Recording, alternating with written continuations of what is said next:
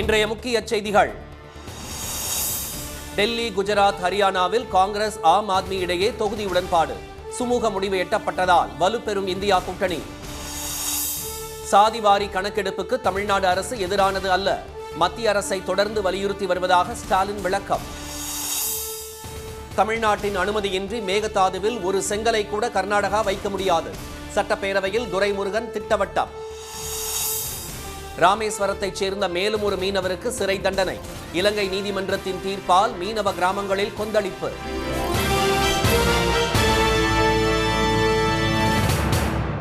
வணக்கம். டெல்லி, குஜராத், ஹரியானா மாநிலங்களில் காங்கிரஸ், ஆம் ஆத்மி இடையே தொகுதி பங்கீடு உறுதியாகியுள்ளதாக தகவல்கள் வெளியாகியுள்ளன. நாடாளுமன்ற தேர்தலுக்கான தேதி விரைவில் அறிவிக்கப்படலாம் என எதிர்பார்க்கப்படும் நிலையில் அரசியல் கட்சிகள் அனைத்தும் கூட்டணி, தொகுதி பங்கீடு, வேட்பாளர் தேர்வு ஆகியவற்றில் தீவிரம் காட்டி வருகின்றன. மத்தியில் ஆளும் பாஜகவை வீழ்த்த காங்கிரஸ், திமுக, திரிணாமுல், ஆம் ஆத்மி, சமாஜ்வாடி, ராஷ்டிரிய ஜனதா தளம் உள்ளிட்ட எதிர்க்கட்சிகள் ஒன்றிணைந்து இந்தியா கூட்டணி உருவாக்கப்பட்டுள்ளது. இதில் முக்கிய இடம் வகித்த பீகார் முதலமைச்சர் திரு நிதிஷ்குமாரின் ஐக்கிய ஜனதா தளம் இந்தியா கூட்டணியில் இருந்து வெளியேறியதை அடுத்து அரசியல் வட்டாரங்களில் சலசலப்பு ஏற்பட்டது. இந்நிலையில் உத்தரப்பிரதேச மாநிலத்தில் சமாஜ்வாடி கட்சியுடன் காங்கிரஸ் தொகுதி பங்கீட்டை நேற்று உறுதி செய்தது. நாட்டிலேயே அதிக தொகுதிகளை கொண்டிருக்கும் உத்தரப்பிரதேச மாநிலத்தில் இருக்கும் 80 தொகுதிகளில் சமாஜ்வாதி 63 தொகுதிகளிலும், காங்கிரஸ் 17 இடங்களிலும் போட்டியிட முடிவு செய்யப்பட்டுள்ளது. இதைத் தொடர்ந்து 29 தொகுதிகள் கொண்ட மத்திய பிரதேசத்திலும் அந்த இரு கட்சிகளிடையே தொகுதி பங்கீடு இறுதி செய்யப்பட்டுள்ளது. அதன்படி கஜுராஹோ தொகுதியில் மட்டும் சமாஜ்வாதி கட்சியும் மற்ற 28 இடங்களில் காங்கிரசும் போட்டியிட உள்ளதாக சமாஜ்வாதி தரப்பில் தெரிவிக்கப்பட்டுள்ளது. இந்நிலையில் டெல்லியில் காங்கிரசுடன் இன்று பேச்சுவார்த்தை நடத்திய ஆம் ஆத்மி கட்சி மொத்தமுள்ள 7 இடங்களில் 3 தொகுதிகளை காங்கிரசுக்கு ஒதுக்கியுள்ளது. மீதமுள்ள 4 தொகுதிகளில் வேட்பாளர்களை நிறுத்த ஆம் ஆத்மி கட்சி முடிவு செய்துள்ளது. இதுபோல குஜராத்தில் காங்கிரஸ் 24 தொகுதிகளிலும், ஆம் ஆத்மி 2 இடங்களிலும் போட்டியிட தொகுதி பங்கீடு உறுதியாகியுள்ளது. ஹரியானாவில் காங்கிரஸ் 9 தொகுதிகளிலும், ஆம் ஆத்மி 1 தொகுதியிலும் போட்டியிட முடிவாகியுள்ளதாக தகவல்கள் வெளியாகியுள்ளன. இந்தியா கூட்டணியில் உள்ள 2 முக்கிய கட்சிகளுக்கிடையே சுமூக உடன்பாடு எட்டப்பட்டிருப்பது தலைநகர அரசியலில் முக்கிய பேசு பொருளாகியுள்ளது.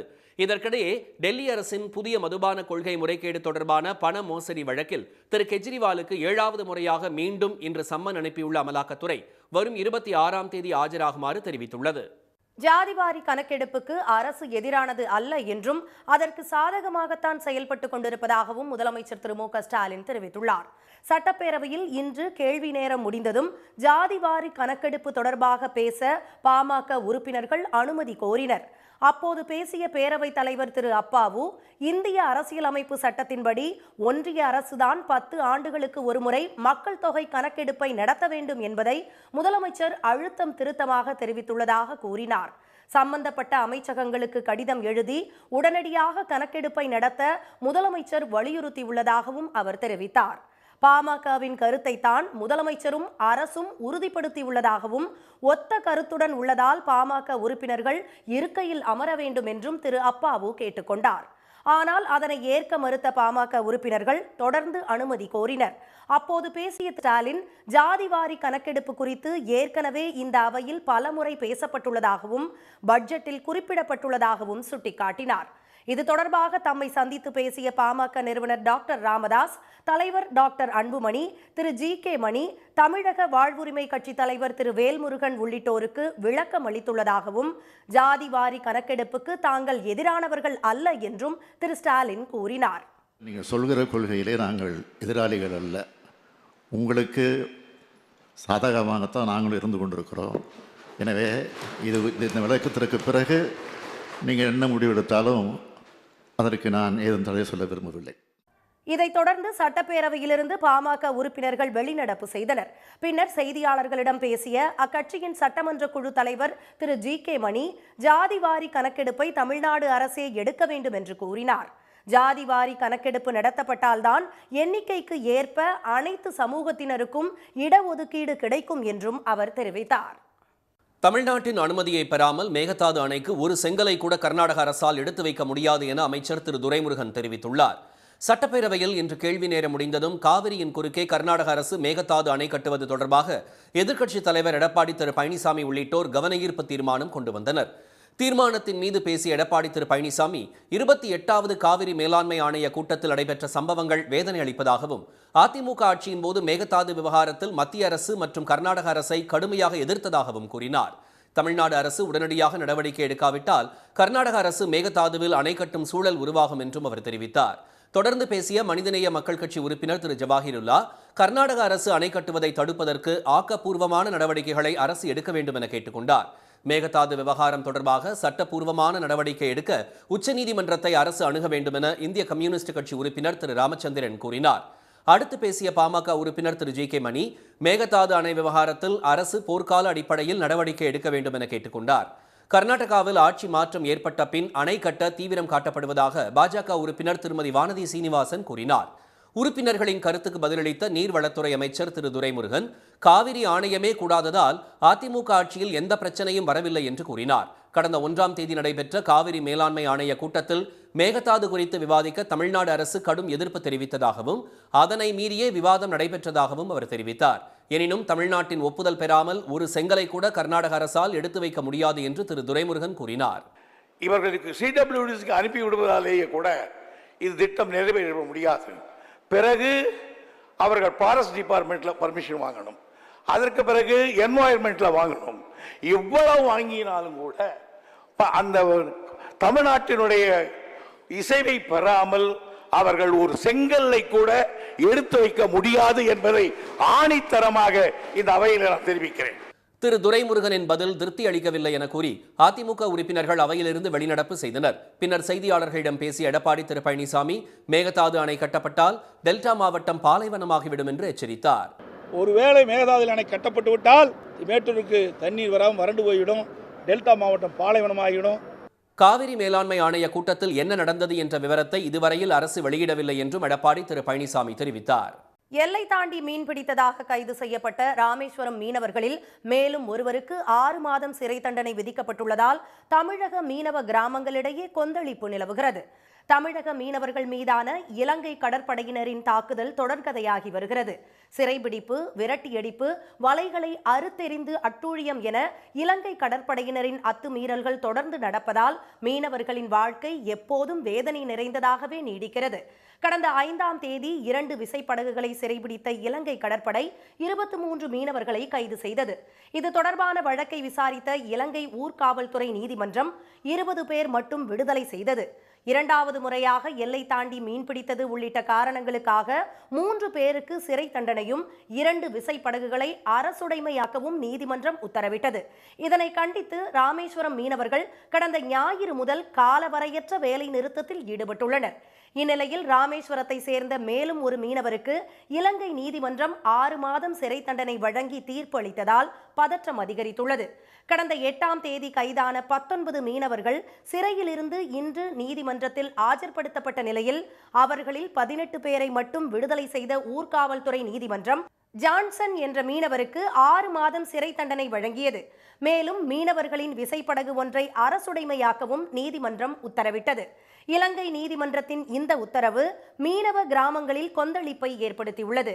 மீனவர்கள் கைது, படகுகள் அரசுடைமையாக்கப்படுதல் உள்ளிட்ட விவகாரங்களை மத்திய அரசு வேடிக்கை பார்ப்பதாக ராமேஸ்வரம் மீனவர்கள் குற்றம் சாட்டியுள்ளனர். இதற்கிடையே தமிழக மீனவர்களுக்கு வழங்கப்படும் சிறை தண்டனை விவகாரத்தில் மத்திய அரசு உடனே தலையிட்டு தீர்வு காண வேண்டும் என்று இந்திய கம்யூனிஸ்ட் கட்சியின் மாநில செயலாளர் திரு முத்தரசன் வலியுறுத்தியுள்ளார்.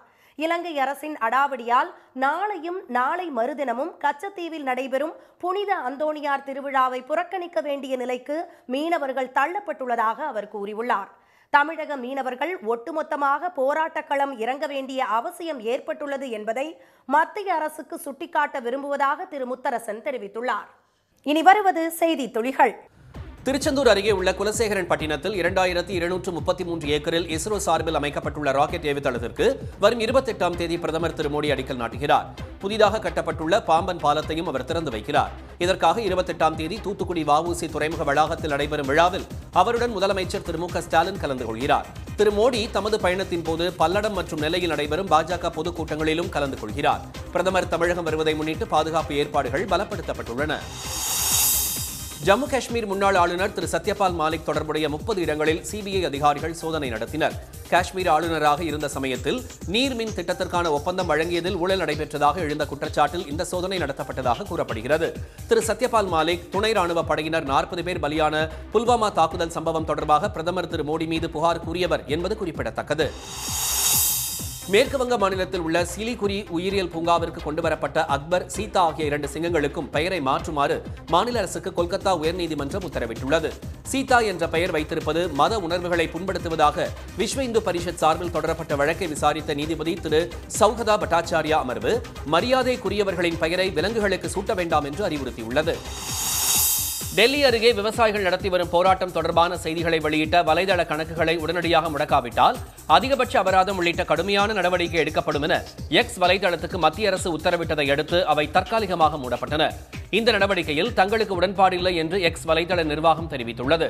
விவசாய சங்க தலைவர்கள், மூத்த பத்திரிகையாளர்கள் ஆகியோரின் எக்ஸ் கணக்குகள் முடக்கப்படுவது கருத்துரிமைக்கு எதிரானது என்று சமூக ஆர்வலர்கள் கடும் கண்டனம் தெரிவித்தனர்.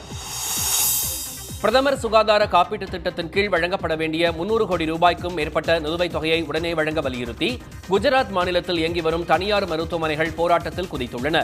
மத்திய அரசின் அலட்சியத்தை கண்டித்து குஜராத்தில் உள்ள 300 தனியார் மருத்துவமனைகள் வரும் 26ஆம் தேதி முதல் 29ஆம் தேதி வரை 4 நாட்களுக்கு இத்திட்டத்தின் கீழ் சிகிச்சை அளிக்கப்படாது என அறிவித்துள்ளன. இதனால் காப்பீட்டுத் திட்டத்தில் சிகிச்சை பெற காத்திருக்கும் ஏழை மக்கள் பாதிக்கப்படும் நிலை ஏற்பட்டுள்ளது. புதுச்சேரி சட்டப்பேரவையில் 5 மாத செலவுக்கான 4634 கோடி ரூபாய்க்கான இடைக்கால பட்ஜெட்டை முதலமைச்சர் திரு ரங்கசாமி தாக்கல் செய்தார். முழுமையான பட்ஜெட் தாக்கல் செய்யப்படாதது ஏன் என்று கேள்வி எழுப்பிய எதிர்க்கட்சித் தலைவர் திரு சிவா மற்றும் காங்கிரஸ் எம்எல்ஏக்கள் அரசு உரிய பதில் அளிக்காததை கண்டித்து அவையிலிருந்து வெளிநடப்பு செய்தனர். கலைஞர் நினைவிடம் மற்றும் புதுப்பிக்கப்பட்டுள்ள அண்ணா நினைவிடம் வருகிற 26ஆம் தேதி திறந்து வைக்கப்படும் என்று முதலமைச்சர் திரு மு க ஸ்டாலின் அறிவித்துள்ளார். சட்டப்பேரவையில் இதனை அறிவித்த அவர், அழைப்பிதழ் அச்சடிக்கப்படாததால் சிறப்பு விழாவாக கொண்டாடப்படவில்லை என்று கூறினார். கலைஞர் நினைவிடம் திறப்பு விழாவில் ஆளும் கட்சி, எதிர்க்கட்சி, தோழமை கட்சி உறுப்பினர்கள் மற்றும் தமிழ்நாட்டு மக்கள் அனைவரும் பங்கேற்க வேண்டும் என்று அவர் அழைப்பு விடுத்தார். கிருஷ்ணகிரி மாவட்டம் ஹோசூரை அடுத்த சானமாவு வனப்பகுதியில் தஞ்சமடைந்துள்ள 4 யானைகளை அடர்ந்த வனப்பகுதிக்கு விரட்டும் நடவடிக்கையில் வனத்துறையினர் ஈடுபட்டுள்ளனர். அங்கு ஏற்கனவே 2 காட்டு யானைகள் தஞ்சமடைந்திருந்த நிலையில் மேலும் 2 யானைகள் நேற்று ராயக்கோட்டை அருகே உள்ள உடைதுர்கம் வனப்பகுதியில் இருந்து இடம்பெயர்ந்தன. அவை இன்று இரவுக்குள் தேன்கனிக்கோட்டை வனப்பகுதிக்குள் விரட்டப்படும் என்று வனத்துறை அதிகாரிகள் தெரிவித்தனர். நீலகிரி மாவட்டத்தில் ரசாயனம் பயன்படுத்தாமல் இயற்கை முறையில் உற்பத்தி செய்யப்பட்ட காய்கறிகள், பழங்கள் மற்றும் கீரை வகைகள் குறித்த கண்காட்சி நடைபெற்றது. அதில் இயற்கை முறையில் உற்பத்தி செய்யப்பட்ட கேரட், பீட்ரூட், இனிப்பு பட்டாணி, கிழங்கு வகைகள், பீன்ஸ் வகைகள், கீரை வகைகள் உள்ளிட்டவையும், தொல்குடி மக்கள் பயன்படுத்திய பாப்பர் அரிசி, சாமை, ராகி மற்றும் நீலகிரி மாவட்டத்தில் அழிந்து வரும் பழ வகைகளான சொடக்கு தக்காளி, கொடித்தோடை பழம் உள்ளிட்ட பழங்களும் காட்சிப்படுத்தப்பட்டன. இன்றைய வர்த்தக முடிவில் மும்பை பங்குச்சந்தை குறியீட்டு எண் சென்செக்ஸ் 535 புள்ளிகள் உயர்ந்து 73,158 புள்ளிகளாக இருந்தது. தேசிய பங்குச்சந்தை குறியீட்டு எண் நிப்டி 162 புள்ளிகள் உயர்ந்து 22,217 புள்ளிகளாக நிறைவடைந்தது. சென்னையில் இன்று ஆபரண தங்கத்தின் விலை சவரனுக்கு 80 ரூபாய் குறைந்து 1 சவரன் 46,400 ரூபாயாகவும் 1 கிராம் 5,800 ரூபாயாகவும் உள்ளது. வெள்ளி விலை 70 காசுகள் குறைந்து 1 கிராம் 76 ரூபாய் 50 காசுகளாக உள்ளது. மீண்டும் இன்றைய முக்கிய செய்திகள். டெல்லி, குஜராத், ஹரியானா மாநிலங்களில் காங்கிரஸ், ஆம் ஆத்மி இடையே தொகுதி பங்கீடு உறுதியாகியுள்ளதாக தகவல்கள் வெளியாகியுள்ளன. ஜாதிவாரி கணக்கெடுப்புக்கு அரசு எதிரானது அல்ல என்றும் அதற்கு சாதகமாகத்தான் செயல்பட்டுக் கொண்டிருப்பதாகவும் முதலமைச்சர் ஸ்டாலின் தெரிவித்துள்ளார். எல்லை தாண்டி மீன்பிடித்ததாக கைது செய்யப்பட்ட ராமேஸ்வரம் மீனவர்களில் மேலும் ஒருவருக்கு 6 மாதம் சிறை தண்டனை விதிக்கப்பட்டுள்ளதால் தமிழக மீனவ கிராமங்களிடையே கொந்தளிப்பு நிலவுகிறது. இத்துடன் இந்த செய்திகள் நிறைவடைந்தன. மீண்டும் சன் டிவியில் செய்திகள் நாளை காலை 7:30 மணிக்கு. செய்திகளை உடனுக்குடன் தெரிந்து கொள்ள சன் நியூஸ் தொலைக்காட்சியை பாருங்கள். வணக்கம். வணக்கம்.